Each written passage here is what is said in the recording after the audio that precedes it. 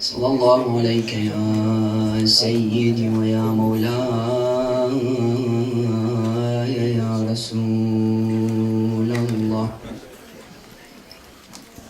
صلى الله عليك يا مولاي يا أبا عبد الله، يا رحمة الله الواسعة ويا باب نجاة الأمة. يا ليتنا كنا معكم سادتي فنفوز والله فوزا عظيما. السلام على الحسين وعلى علي بن الحسين وعلى أولاد الحسين وعلى أصحاب الحسين. السلام عليكم جميعا يا شهداء كربلاء ورحمة الله وبركاته. أما بعد، قال الله تعالى في محكم كتابه الكريم وقوله الحق وهو أصدق الصادقين. بسم الله الرحمن الرحيم. ولنبلونكم بشيء من الخوف والجوع ونقص من الأموال والثمرات والأنفس وبشر الصابرين الذين إذا أصابتهم مصيبة قالوا إنا لله وإنا إليه راجعون. To hasten the reappearance of our 12th and awaited Imam, recite with the loudest of your voices a salawat ala Muhammad wa ali Muhammad.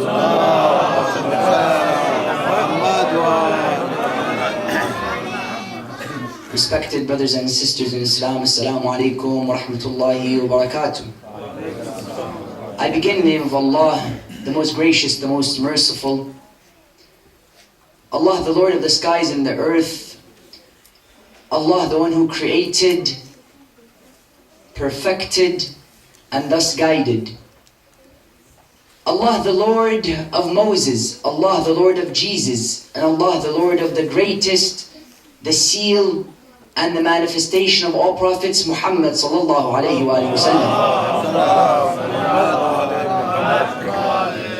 Allah, who created you and I due to His infinite mercy and sent us to this universe so that He's able to decipher the good from the bad.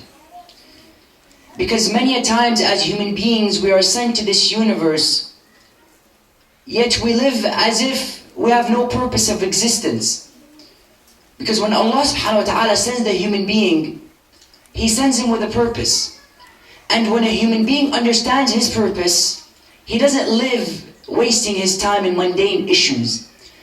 Because if you want to speak honestly, many times today the biggest problems with our youth is that they don't feel that sense of purpose in their existence. They don't feel the goal that they're supposed to be striving towards.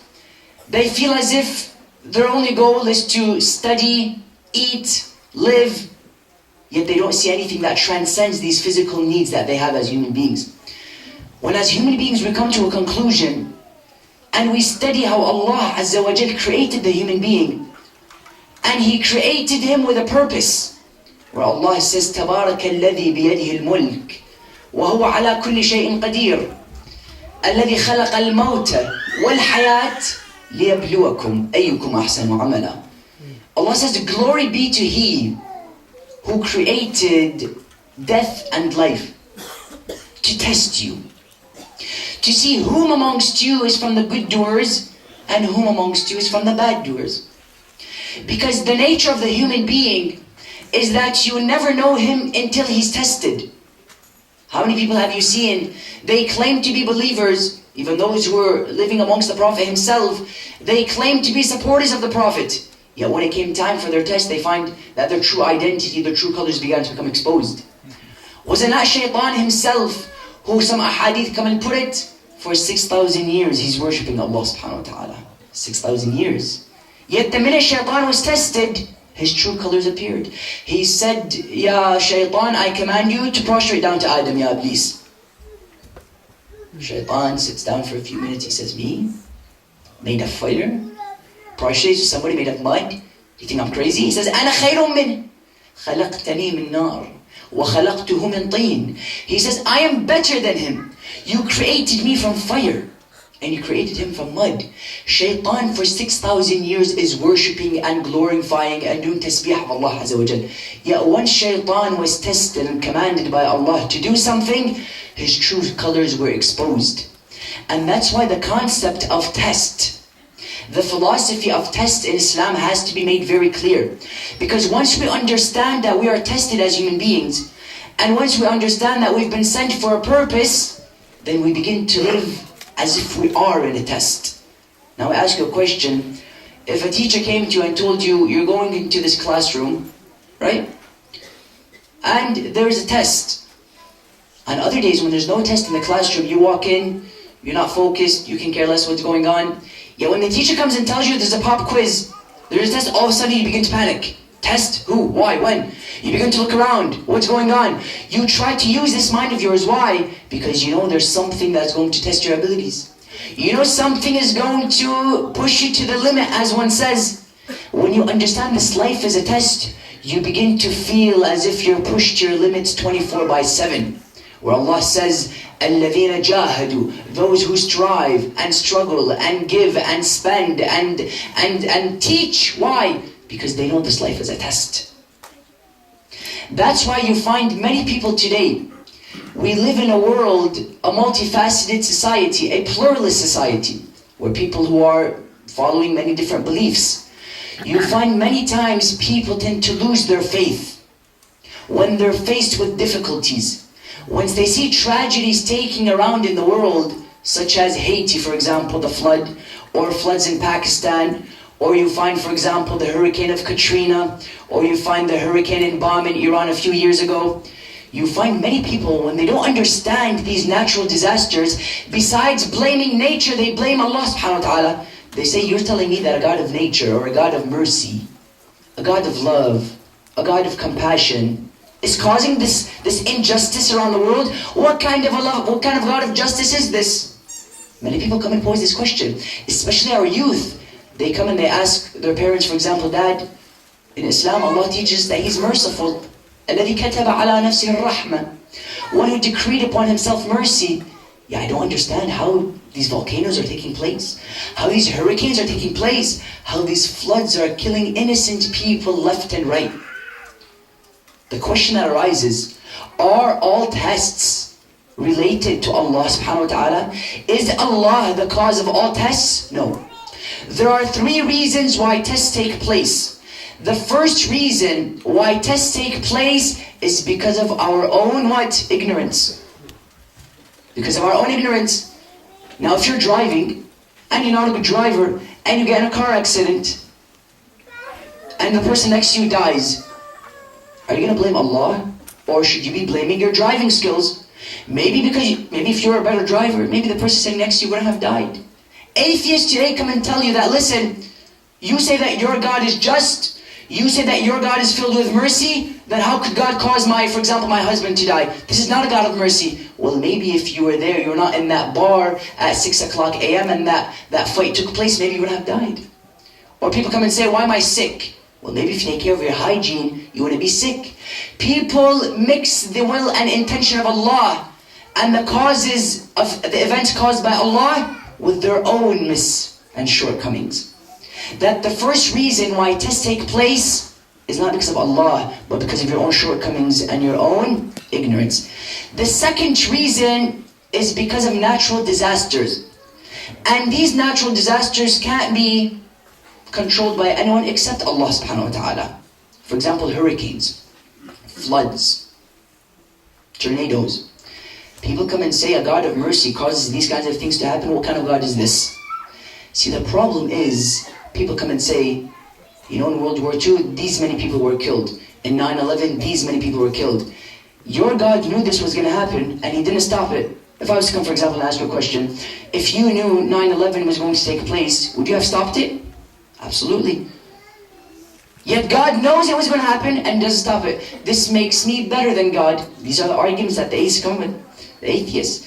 They say your God knew 9/11 was going to take place. Your God seen hurricanes taking place. He could have stopped them. Yeah, he didn't. Why? You see, all of these questions would have relevance if death was the annihilation of a human being in his existence. Meaning, if death was the last phase of your existence and after death there was nothing that was going to take place, then yes, these kinds of questions could be asked. Yet the question that arises, when I die, is that it? That's the end?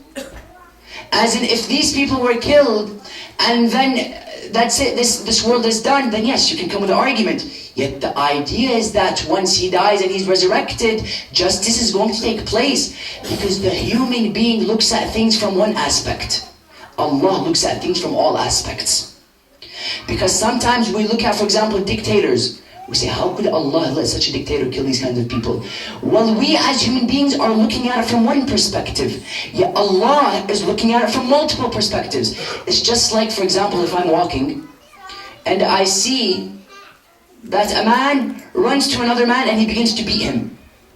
Now, if I was judging the situation simply by looking at it in front of my eyes without having any previous understanding of who these people are, what their relationship is with each other, then yes, I would think that this man is a criminal and he's attacking an innocent civilian. Yet what if I go and I ask them, and then I understand that the person that was attacked was one who robbed the attacker's house a few months ago? Then it would begin to make sense. I would begin to see something is justifiable, something is understandable. We as human beings sometimes just look at things from one perspective. Yes, they may have been killed. They may have left this world. Yet justice is going to take place. Now the person asks, what do you mean we see things from different perspectives and God sees things from all perspectives? You take, for example, the story of Musa and Khidr alayhi salam. When Musa alayhi salam was amongst his people, he told them, I'm the most knowledgeable. He told them, what do you mean? He was like, in fiqh, in jurisprudence, I am the most knowledgeable person of my time. Allah tells Musa to go meet a specific individual at a specific place. Musa alayhi salam goes and he sees a man by the name of Khidr. He sits with this Khidr and he tells him, Ya Khidr, Allah has told me that you have this ilm ladunni, this divine knowledge. He told me go with this specific person and you'll see how limited your knowledge actually is. He says that I go with this Khidr and we're walking and I tell him, can I please embark on your journey as well? He told him, you're not going to have the patience or the knowledge to embark with me on this journey. He told him, no, trust me. He told him, if anything happens, are you going to say a word? He says, no, I'm not going to say a word. Musa begins to walk with Khidr. Musa walks with Khidr and he sees all of a sudden Khidr goes and puts a hole in a ship with innocent people. He tells him, Khidr, what are you doing? These are innocent people. You put a hole in their ship and that's it, they're going to die. He told him, أَلَمْ أَقُلْ لَكَ إِنَّكَ لَن تَسْتَطِيعَ مَعِي صَبْرًا. Did I not tell you you don't have the patience to withhold my journey? He tells him, I'm sorry, I'm not going to say anything else. He keeps on walking with him. Khidr goes and he kills a little child. He tells him, Khidr, what are you doing? Do you know this person? Do you have any previous understanding of who this... He told him, didn't I tell you you don't have the patience to withhold my journey? He told him, that's it, I'm not going to say anything else. He says, if you say anything else, then that's it. This is when we take two separate roads and I leave you alone. Musa alayhi salam keeps on walking with Khidr. Khidr begins to see a wall falling. He takes this wall and he reconstructs it. He tells him, I don't understand. One moment you're killing a child, one moment you're putting a hole in a ship, and another moment you're going around fixing walls. What's the philosophy? I don't see the wisdom in this. He told him, this is the end of our journey. Yet before I leave, I'm going to explain to you why I did what I did. He told him, as for the boat, this boat had within it a fleet. It was going to pass by a king. And this king takes these ships for his own dominion. I put a hole in this ship so that I can save it for the moment. And once the king leaves, the people can easily go back, reconstruct the hole, and take the ship for them. He told him, okay, that makes sense. Tell me about the child. He told him this child was going to grow up and he was going to bring some serious trouble to his parents. So I killed him. I took his life so that once the parents give birth to new children, they will have children who are deserving of being their children. He told them, okay, that makes sense. How about the wall? I mean, you go around, you're killing somebody, and then you put a hole in a ship. Why did you kill the child? He told him, why did you reconstruct the wall? He told him, as for the wall, it had under it a treasure. He told him, and this treasure was belonging to a man. And this man died and he had orphans. If these orphans at a young age knew of this treasure, people would have come and take this treasure from them. But I reconstructed this wall until they grow up and they can go back and take this treasure for their own benefit. He told him, now do you understand? He told him, yes. Musa alayhi salam, when he first seen the child, when he first seen the boat, when he first seen the wall, he questioned the justice of Khidr. He was looking at the things from one perspective. You and I sometimes take the position of Musa, where we see a child in Somalia, for example, suffering from hunger and he has no food to eat. We say this is a questionable justice of God, while we're not looking at things from all perspective. Allah says that I am the wise and you are not so wise. And I know there's going to come a day where the ones who deprived this young child of food are going to be punished. Now somebody comes and asks the question, why do we find dictators, yet they still are receiving sustenance? As in, it'd be logical, if somebody is disobeying Allah, then you stop giving him this rizq. How many times have you walked around and you've seen people who are atheists, yet they have more money than you, they have more cars than you, they're living a better life than you? Sometimes we say, listen, and what's the difference? He doesn't believe in God, and I do, yet he has more wealth than me. Allah subhanahu wa ta'ala comes and explains this philosophy very beautiful. The question arises, when you disobey and Allah is still giving you ni'mah, what does that mean? Number one, it means Allah is giving you time to repent. Number one. When you disobey Allah and you find that He's still giving you this ni'mah, the first reason why Allah keeps on giving you these blessings is so that He can give you time to repent. Because Allah is Rahim. Allah doesn't act simply with haste. He says this man is acting with no wisdom. And I know for a fact that if I give him some time, he may return to me. The second reason why Allah subhanahu wa ta'ala gives you rizq while you're still disobeying Him is because He's giving you more opportunities to sin so that your punishment can become more severe on the Day of Judgment. Now somebody will come and say, this is not just. Allah Rahim, this isn't mercy. No, this is the justice of Allah Azza wa Jal. Because how many times have you seen, as a youth today, in the 21st century, how many times have you seen parents, you find that their son has a good degree, he's successful in his school, he has a good business, his grades are doing good in university, yet he doesn't know how to pray Salat al-Subh. Now this person comes and says, listen, I must be doing something right. Allah has given me money, Allah has given me wealth, everybody loves me. I must be doing something right with Allah subhanahu wa ta'ala for Him to keep these blessings coming. Allah comes and says, فَلَمَّا نَسُوا مَا ذُكِّرُوا بِهِ. Once they forgot what we sent to them, once they forget the Quran, they keep it on the shelf with the dust gathering on top of it for a few years. Once they stop coming to the Jami', once they stop coming for Dua Kumail, once they stop reciting the Quran, what do we do to them? Do we send them a hurricane? Do we send them volcanoes? Do we destroy their homes? No. فَتَحْنَا عَلَيْهِمْ أَبْوَابَ كُلِّ شَيْءٍ حَتَّى إِذَا فَرِحُوا. Allah says, once they disobey us, we open the doors of everything for them until they become satisfied. This is very dangerous. Sometimes we think Allah is giving me money, Allah is keeping my wealth going. This must mean that I have a good relationship with Allah Azza wa Jal. Allah says, no, I'm testing you. I'm seeing, are you going to come back to me? Or are you going to use my ni'mah as a barrier between you and I? Allah subhanahu wa ta'ala gives us all blessings. Yet the difference is how one person uses these blessings. Allah may give me, for example, money, and I come to the masjid and I donate. Another person may receive this money and he doesn't use it for donation. What does he do? He uses it, for example, to go and support the bars and the clubs. Do you know how many youth in our communities today attend bars and clubs? Do you know how many youth in our communities today, while Muharram is being established in the masjid, you find them in the club singing and dancing? His name is Ali. His name is Muhammad. Her name is Zahra. Her name is Fatemah. Yet go to the bars, you see they're the farthest away from Fatemah, Hassan and Hussain. His name physically is Ali. Yet the question comes, does he withhold the principles of Ali? Today, if he even maintains his name, that's a blessing. Today, Ali becomes El, Muhammad becomes Mo, Ja'far becomes Joey, right? What else? Zahra becomes, who knows, Zuzu. They begin to change all of these names. Why? Because they don't have this identity, brothers and sisters. Today, one of the biggest problems in our communities is that they lack a strong identity. You place him in any environment, he adapts to that environment. Why?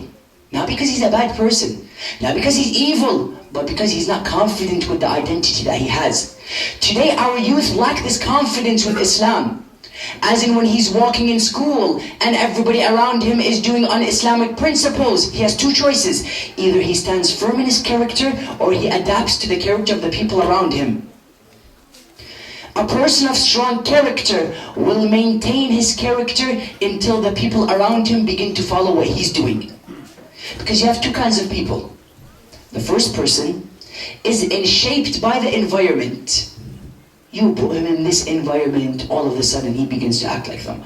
You place him in that environment, all of a sudden he changes. You know, chameleon. No identity. Identity crisis, they refer to it.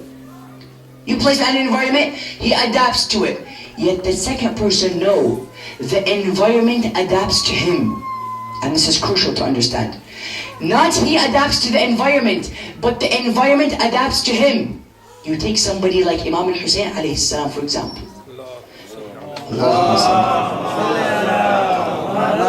Imam Hussain could have easily went to Karbala and said, listen, I'm here in Karbala and all of you want to kill me, I'm easily gonna come and adapt to your ways. Yet he comes and says, Yazid is a fajr, sharibun lil khamr, wa mithli la yubayu mithlah. He said Yazid is a man who drinks. Yazid is a man who does all of these fawahish against Allah Azza wa Jal. And a man like me does not give his bay'ah to a man like Yazid. Principle. كلمة طيبة كشجرة طيبة أصلها ثابت وفرعها في السماء تؤتي أكلها كل حين. We say Allah refers to those of strong character. He says a kind word is like a tree with firm roots. You find its roots are firm within the ground and its leaves are high in the sky, giving fruits to all those people around them. Strong character. How many times do we dua? We say, Allahumma thabbit qalbi ala dinika ma ahyaytani. ولا تزغ قلبي بعد إذ هديتني. We say, oh Allah, establish my heart on your path. Why? Because in society we have so many distractions. So many people want to drag us outside of the folds of Islam. Yet Allah comes in and says, ثبت قلبي. That today we find when it comes to our youth, he thinks that Allah is with him because physically he's doing well. Yet spiritually you find his heart dead, like a dead battery. That the second reason why Allah subhanahu wa ta'ala tests you is so that he can do what? Give you more opportunity to sin. Because Allah says, I'm giving you and you're using this ni'mah as a barrier between you and I. Because you have people in Somalia who have nothing to eat. People in Afghanistan who have nothing to eat. Yet you find them praising Allah, alhamdulillah. This reminds me of a lady who once, Isa alayhi salam, he told him, Ya Allah, I want you to show me my neighbor in Jannah. He told him, no problem, go to this address, go to this area, and you'll find this lady sitting down. He goes to this specific place and he sees from far away a lady with no feet. He keeps on walking. He sees this lady has no hands. He gets closer to this lady and he sees that this lady is blind. He gets closer and he hears her whispering something. Isa alayhi salam gets closer to her mouth and he begins to hear that she's saying, Alhamdulillah, Alhamdulillah, Alhamdulillah. Praise to Allah, praise to Allah, praise to Allah. Isa alayhi salam is standing there. This is unbelievable. No legs, no hands, no eyes. Yet she's praising Allah subhanahu wa ta'ala. He goes and tries to learn this philosophy from her. How is it that you have been taken everything away from Allah subhanahu wa ta'ala? Allah has took everything away from you, yet you're still praising Him. She tells him, what other blessing could I ask Allah for? He tells her, what do you mean? He gave me no feet so that I can't walk to the haram. He gave me no hands so that I can't touch the haram. He gave me no eyes so I can't look at the haram. Ya Isa, I can't ask Allah for another blessing besides not giving me hands, limbs and eyes. Today, no, we have these hands, we have these legs, we have these eyes, yet we begin to look at haram. We begin to touch haram. We begin to walk towards the haram. That the mu'min is supposed to be thankful to Allah subhanahu wa ta'ala. If not, this blessing that he's receiving from Allah begins to become the main source of Allah, taking him towards destruction. Now the third is very interesting, is that Allah tests us through different people around us. Allah, for example, gives you a dictator. Allah gives you a tyrant. Or Allah gives you a very annoying neighbor. Allah says this is a test. Yet your test is that you do what? You respect him. Yet that other person, he is the test. Yet he is testing you through his misbehavior. That many times we see people around us and they oppress us, they torture us. Allah says this is the test through the people I'm going to send you.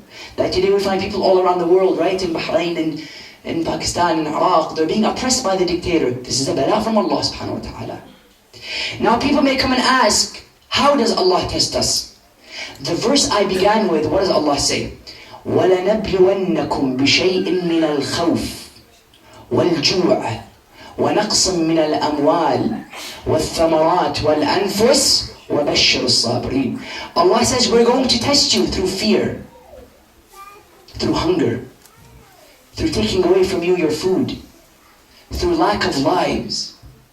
Allah has tested us. Every single person sitting in this masjid today has been tested from Allah. The first test is through money, one of the greatest tests. Allah gives you money to see how you're going to use this money. Because you find people in the time of the Prophet, they were given money, and once they received it, they backed away from the religious. They backed away from the masjid. They stopped remembering Allah subhanahu wa ta'ala. You take a man by the name of Tha'laba. Tha'laba was one of the most devoted companions of the Prophet. He would pray behind him, Subh, Dhuhr, Maghrib, Isha. You find Tha'laba is there. If there was one person praying behind the Prophet, it was Tha'laba. Tha'laba one day comes to Rasulullah, he tells him, Ya Rasulullah, I want you to do dua for me so Allah can give me money. Don't Tha'laba, please. I don't need to do this dua. He tells me, Ya Rasulullah, please, I have no money. He told Tha'laba, you don't know what's going to happen to you when you get this money, please. He insists. Rasulullah says, no problem, I'll do dua for you. Rasulullah does dua for him, and narrations say that Tha'laba received an abundant amount of money. All of a sudden his business begins to bloom. All of a sudden people begin to look at him differently. He begins to get money thrown at him left, right and center. All of a sudden Salat Subh comes, Tha'laba isn't there. Dhuhr comes, Tha'laba is nowhere to be found. Maghrib he comes, alhamdulillah. The next day, neither Subh, Dhuhr, Asr, Maghrib or Isha, Tha'laba is nowhere to be found. Now Rasulullah, they come to him and tell me, Ya Rasulullah, where's this Tha'laba?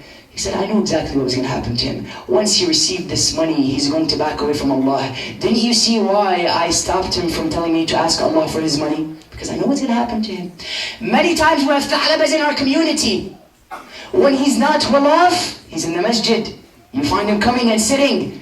Once Allah begins to give him some money, that's it, he's some big shot. He says, me needing Allah? What do I need to do with Allah? On the contrary, besides being more thankful to Allah and telling him, Alhamdulillah, Rabbi awzi'ni an ashkura ni'mataka allati an'amta alayhi wa ala walidayya wa na'mala salihan tarda. Oh Allah, thank you for the blessings that you have given me. We use these blessings as a barrier between us and Allah. Number one, through money. Number two, through pain. Allah will inflict us with pain, be it physical pain, be it mental pain, and be it even pain by Ahlul Bayt. You may say, what do you mean? You find sometimes when we go through pain, we can't handle it anymore. We turn to Allah and say, Ya Allah, how could you do such a thing? You take a man by the name of Harun al-Makki.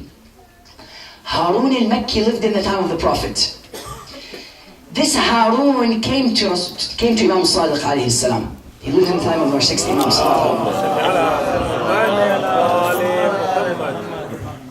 Harun, he comes to Imam Sadiq, he tells him, Ya Imam, why didn't you lead a revolution against Mansur al-Dawaniqi? He told him, Wallahi ya Harun, if I had 40 companions, I would have stood up against Mansur. He told him, Imam, all of us here are your companions.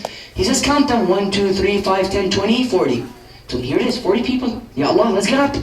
He tells him, no. He told him, Harun, do you see that oven? He tells him, yes, jump in it. You want to become shish kebab? What do you mean jump into it? He says, jump into the oven. He tells him, sorry Imam, I can't jump in the oven. He tells him, stand on the side. He calls a man by the name of Khurasan. He tells him, Khurasan, jump in the oven. Khurasan, without one word of hesitance, jumps into the oven, and he jumps with pleasure. He tells him, do you see that? He says, yes. He says, he's burning. They open the oven, they see Khurasan sitting down there, happier than ever. He tells him, if I had 40 people with the character of Khurasan, I would have rose against Mansur al-Dawaniqi. As in Imam Hussain alayhi salam in Karbala, when he had all of these companions with him, these weren't normal companions, these were the gist of the gist, the cream of the crop. Some people come and tell us that on the 10th of Muharram, the companions of Hussein didn't feel the strikes of the enemies on their limbs. People say, this is ghulu. What do you mean? The struck hit his hand. What do you mean he didn't feel it? The philosophy comes and says that they were so captivated with Allah Azza wa Jal. They were focused on Allah to such an extent that when these swords would come and hit them, they wouldn't feel it. Why? Because they're connected to Allah subhanahu wa ta'ala. People come and say, this is ghulu. What do you mean? You take the story of Yusuf, and when the ladies see Yusuf walk in, Yusuf alayhi salam walks into the building and the ladies are cutting fruits, correct or no? Besides cutting the fruits, they begin to cut their own fingers. Now, if you're able to be captivated by the creation and you forget the fact that you're cutting your fingers, then why is it difficult to understand that you could be captivated by the creator and not feel the strikes hitting your limbs? You find when you're connected to Allah, this pain doesn't mean anything. Yet once pain is inflicted on us as human beings, we stop connecting to Allah. We say, Ya Allah, this is too difficult. Number 2 is pain. Yet many people may come and ask the question, what is the greatest test? Because Allah subhanahu wa ta'ala has sent test after test to mankind. Yet I tell you, there is no greater test than the very household of the Prophet. Because through the Prophet and his family, you know haqq from batil. Let's pay attention to this crucial point. All of the types of tests I've mentioned are physical. For example, money. For example, pain. Yet there's something which is a moral test, a ideological test, a test where haqq becomes clear from batil. Because Ahlul Bayt alayhim salam were the greatest test sent to mankind. Because through them, you know haqq from batil. Through Ahlul Bayt, you know right from wrong. Was that when Ali ibn Abi Talib would be there in his time, through his love, you would know who is a true mu'min and who is a false mu'min. Why? Because Ali was the greatest of tests that any human being could face. Because for you to love Ali, you must love Allah. For you to hate Ali, you must hate Allah. Why? Because Ali is the embodiment of the attributes of Allah on this earth. That the role of Ahlul Bayt are 4. They are, number 1, a blessing. Ahlul Bayt alayhim salam manifested the greatest of blessings for Allah on this earth. You may say, what do you mean? Many of us recite Al-Fatiha every day, right? Surah Al-Fatiha. In this Surah Al-Fatiha, what do we say? We say, Bismillah ar-Rahman ar-Rahim, Alhamdulillah Rabbil Alameen, ar-Rahman ar-Rahim. We go on until we say what? Ihdina as-sirata al-mustaqim, sirata alladhina an'amta alayhim. Guide us to the path of those who you have blessed. See, because the beauty of the Quran is that it translates itself through the Quran. You do tafsir of Quran through Quran. Now when Allah comes and speaks about the path of those who you have blessed, we try to go to other verses and see where has Allah referred to those who He has blessed. We go to the incident of Ghadir, where Allah has said, Al-yawma akmaltu lakum deenakum wa atmamtu alaykum ni'mati wa raditu lakum al-Islam deena. He says, today I have completed your religion and perfected your ni'mah. Through who? Through the hand of Ali ibn Abi Talib, where Rasulullah stood in front of the thousands and Allahumma where he stood in front of the thousands and he said, Alastu awla bil mu'minina min anfusihim? Do I not have more authority over the mu'mineen than yourself? They tell him, Bala ya Rasulullah, of course you do. He said, then, من كنت مولاه فهذا علي مولاه. He says, thus, whomsoever I am his master, then understand that Ali is his master. Rasulullah raises his hand with one of the most powerful dua you can ever hear. He says, Allahumma wali man walah, wa adi man adah, وَانْصُرْ مَنْ نَصَرَهُ وَخْذُلْ مَنْ خَذَلَهُ. He says, oh Allah, give victory to he who gives victory to Ali. Oh Allah, humiliate he who humiliates Ali. Oh Allah, torture he who tortures Ali. Why? Because Ali ibn Abi Talib was the manifestation of blessings on this earth. That the role of Ahlul Bayt, number one, was that they were the manifestation of the blessings of Allah. Number two, Ahlul Bayt alayhim salam were the greatest hujjah of Allah on this earth. They were the proof of Allah on this earth. How many times have we done ziyarah to Sahib al-Zaman? We say, Assalamu alayka ya hujjat Allah. We say, peace be upon you, or the proof of Allah. What does that mean, the proof of Allah?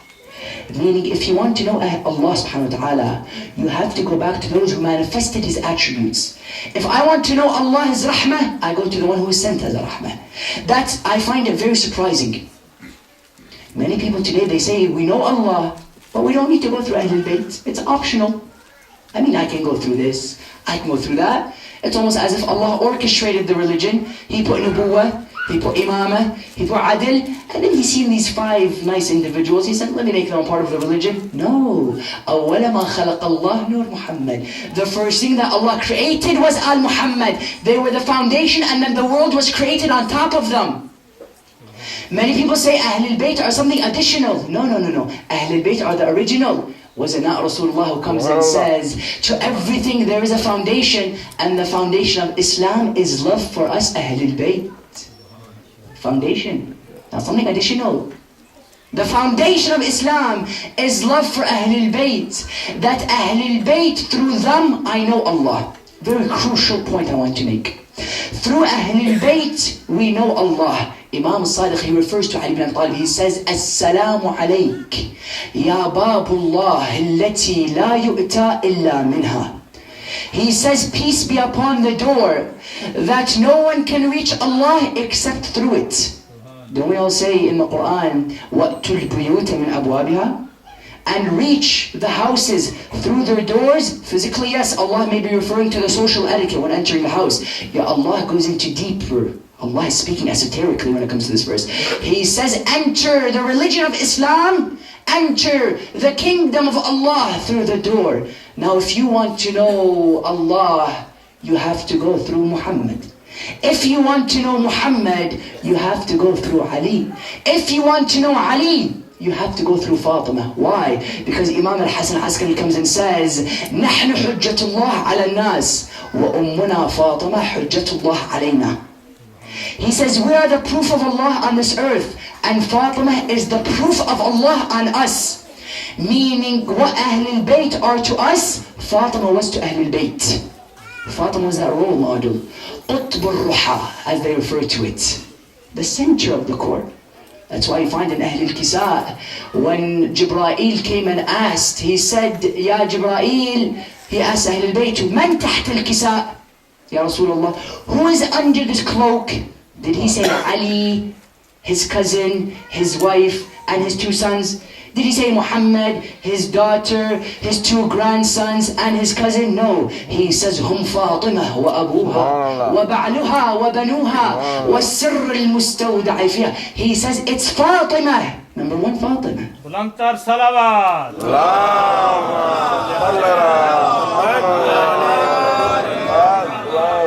He says Fatimah, number 1. Her 2 sons, her husband and her father. Why? Because Fatima was the proof. Ahlul Bayt alayhim salam were the proof of Allah on this earth. We say in the Quran, وَلِلَّهِ الْحُجَّةِ الْبَالِغَةِ. To Allah is the utmost proof. What does this mean? Imam Hussain comes and says the proof of Allah on this earth is Al-Muhammad. That if I want to understand Allah, number 1, I have to go to His proof, which are Ahlul Bayt, number 2. Number 3, the role of Ahlul Bayt was that they were a test to the mu'mineen.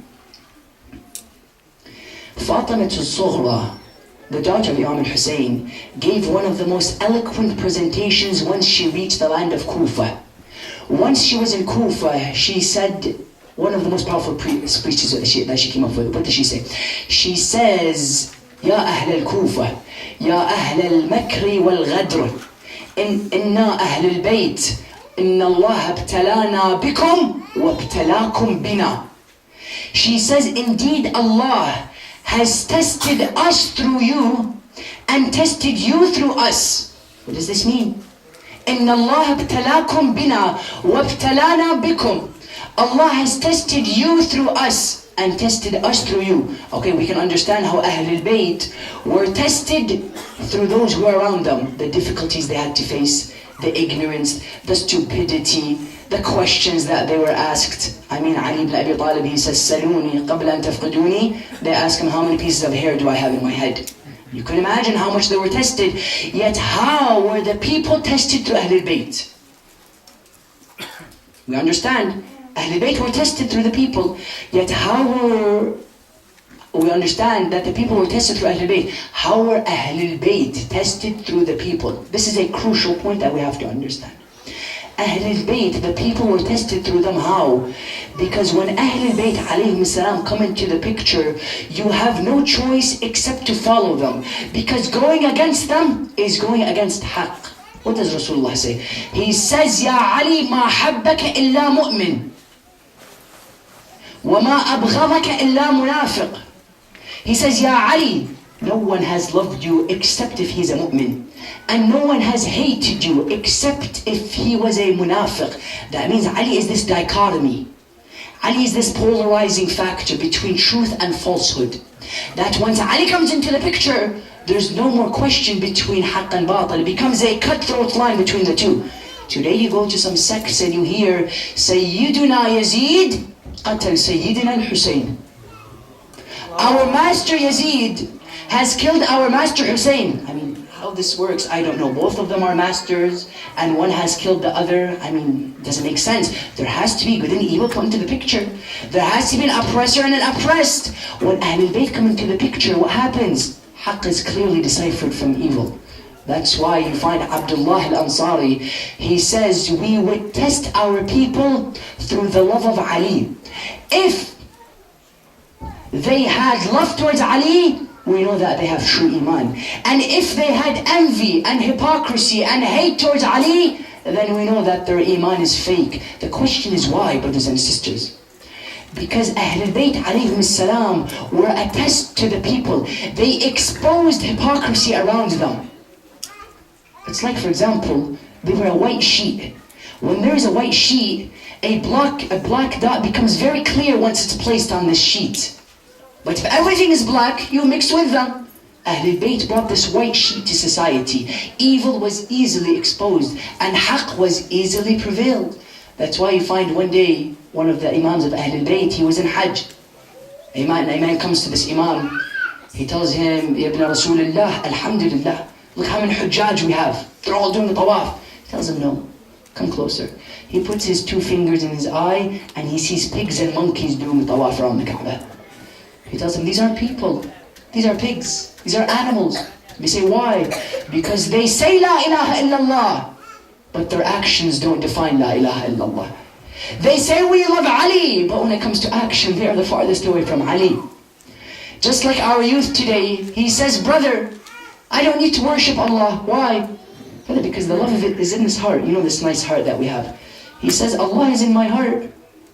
I mean, shouldn't you show this love towards fasting, towards amal, towards action? How would you know true love from fake love? Action. Our youth come today and say, brother, I don't need to pray. Allah is in my heart. I don't need to fast. Allah is in this nice heart of mine. I don't need to come to the masjid. Allah is in my heart. He comes and asks, what's going to happen to me on the Day of Judgment? Well, your heart is going to be taken out, put in Jannah, and you're going to be put in Jannah. Because the body, what? This body was a menace, this can go to Jannah. Yet this heart, alhamdulillah, was able to maintain its purity. How do I know if I have true love? By action. Allah says, وَقُلْ اعْمَلُوا فَسَيَرَى اللَّهُ عَمَلَكُمْ. Say act. Today, the world knows Islam. Why? Because it's a religion of action. Pragmatic. practical. I lead by example. I have to lead by, I have to. Rasulullah led by example. He wouldn't go around like these Jehovah's Witnesses knocking on the door, Assalamu alaikum, do you want to learn about Jehovah's Witnesses? No. He would act. The people were attracted to his religion. That's why we say, قُلْ إِن كُنْتُمْ تُحِبُّونَ اللَّهِ فَاتَّبِعُونِي يُحْبِبْكُمُ اللَّهِ. Say, if you claim to love Allah, then follow me, Allah will love you. By following the Prophet, I know the true Iman from the fake one. That's why you find when you come to Karbala, you find it was truly the greatest test sent to mankind.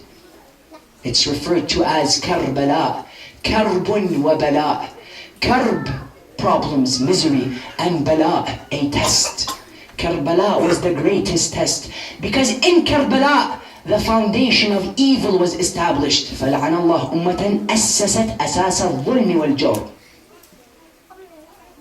We say, may Allah curse the people who built the foundation of evil in Karbala. And likewise, the foundation of good was built in Karbala. People today, they say Imam Hussain was a divider. He divided the ummah. Imam Hussain wasn't a divider. He divided haqq from batil, yes. But he united all forces of good together on that battlefield. Those 72 on the battlefield of Karbala were the greatest of companions any Imam could be blessed with. You find that Imam was constantly testing his companions. He was always trying to poke them to see if this Iman of theirs is true or if this Iman of theirs is false. They say Imam was one day in the tent before the battle of Karbala, and he said, as of now I am telling you, if you want to leave, you could leave. The enemies of Allah want no one's head except mine.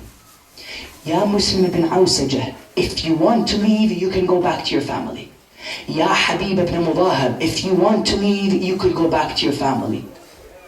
Ya Zuhair, Ya Muslim ibn Awsajah, if you want to leave, you can easily go. The enemies want no one's head except mine. He said, I'm going to turn off this candle.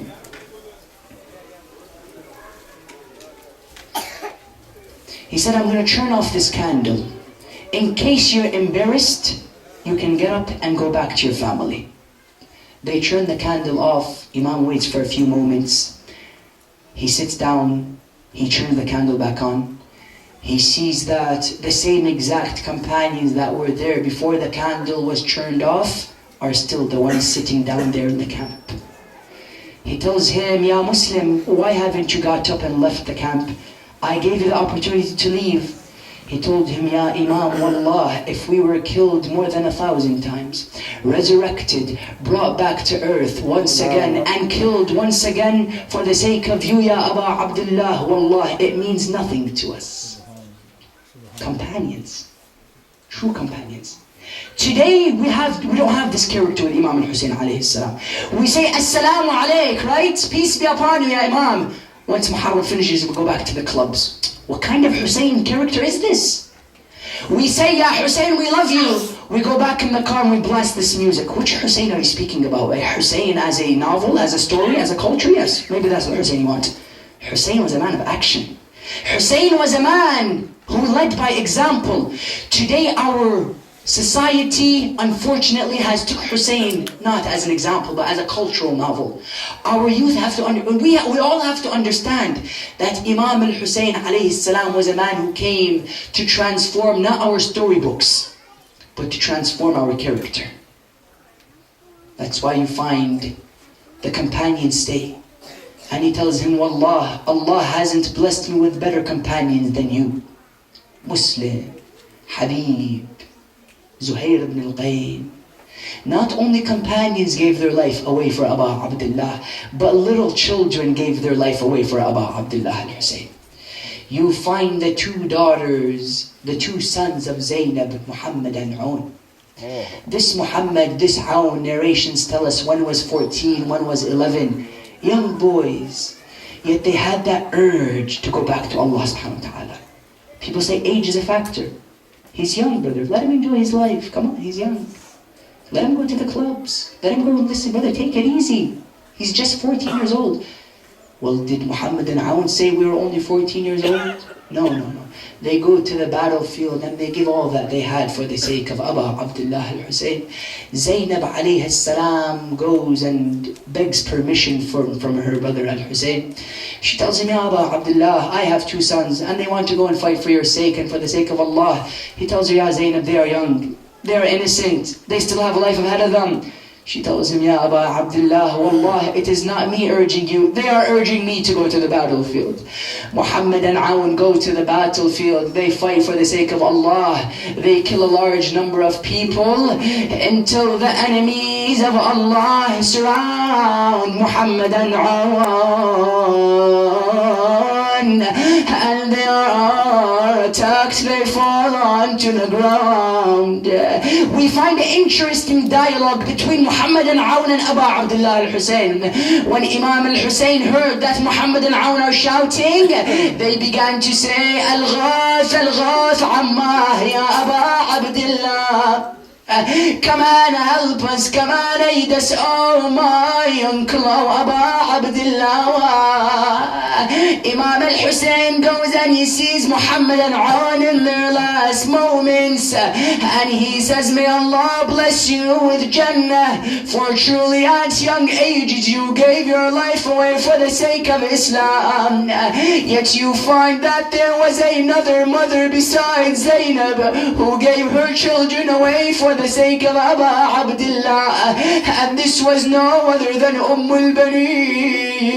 al-Baneen alayha salam had 4 children, and she didn't know what happened to them, because after Karbala she went to Medina. She seen that a man is coming from Medina, because after the battle of Karbala, Imam Zain al-Abidin went to a man by the name of Bishr. He told him, Ya Bishr, do you have any poetry memorized? He told him, yes, Ya Aba Abdullah, Wallah, I do. He said, then I want you to go towards Medina and inform the people of the death of Aba Abdullah al-Hussein. Bishr rides his horse and he begins to ride towards Medina, shouting these famous lines of poetry where he says, Ya ahla Yathrib la muqam lakum biha, قتل الحسين فأدمعي مدرار، الجسم منه بكربلاء مضرج، والرأس منه على القناة يدار. Bishr enters the land of Medina and he begins to inform the people of the death of Aba Abdullah al-Hussein. All of a sudden he sees an old lady walking towards him. He asks the people around him, who is this lady coming towards me? They tell him, Wallah, this is the mother of Abu Fadl al-Abbas, al-Baneen. al-Baneen comes to this man by the name of Bishr. She asks him one question and one question only. She tells him, Ya Bishr, khbirni an walad al-Hussein. She says, oh Bishr, inform me of my son Aba Abdullah.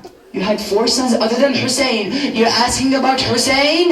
He tells you, Ya al-Baneen, عظم الله لك الأجر بولدك Ja'far. He tells you, al-Baneen, may Allah have mercy on your loss for the death of your son Ja'far. He can't tell her that Imam al-Hussein has died because her heart cannot handle it. He gradually reaches to Imam al-Hussein.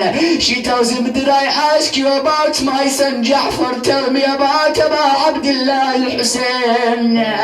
He tells her, Ya al-Baneen, عظم الله لك الأجر بولدك Uthman. She tells him, oh Bishr, did I ask you about Uthman?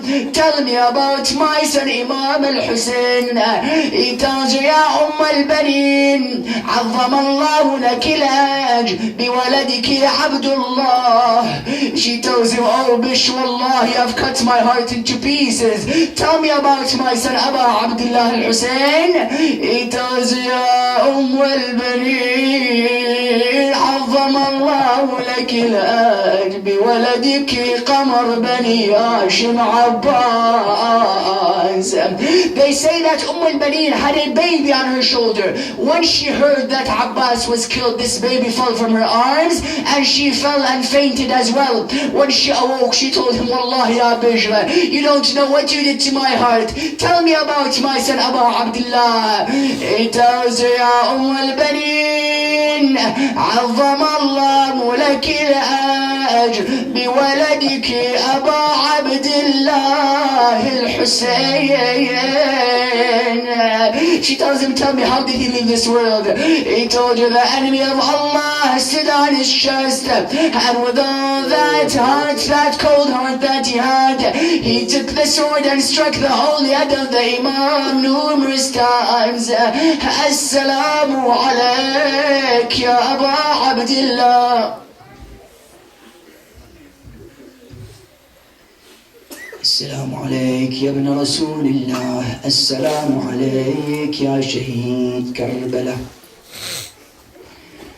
اللهم نسألك وندعوك بعطش الحسين في كربلاء إلا قضيت لنا حوائجنا يا الله. اللهم نسألك بجاه الغريب في كربلاء إلا عجلت في فرج مولانا صاحب الزمان. اللهم شافي كل مريض بحق مريض كربلاء زين العابدين. اللهم اجعلنا من التابعين لولاية أمير المؤمنين علي بن أبي طالب.